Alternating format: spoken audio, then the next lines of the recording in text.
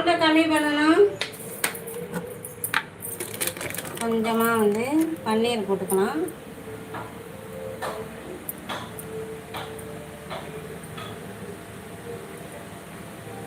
இது வந்து ஸ்லைஸரை சீவியும் அப்படி தான் இருக்கும்.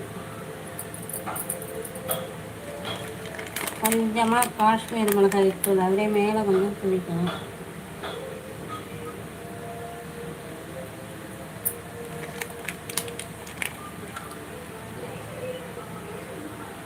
நம்ம மாவில் பன்னீரை கூட அரைச்சி சேர்த்து கூட தோசை சுடலாம். இது மாதிரி போடுறதுக்கு பதில் அடுப்பை அப்படியே லோ ஃப்ளேமில் வச்சுக்கோங்க. கொஞ்சமாக மஞ்சத்தூள்,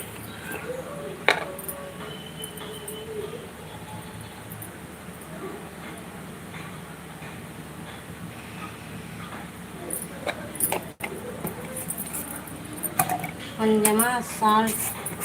ஏற்கனவே தோசை மாவில் இருக்கும், இருந்தாலும் கொஞ்சமாக போட்டுக்கோங்க.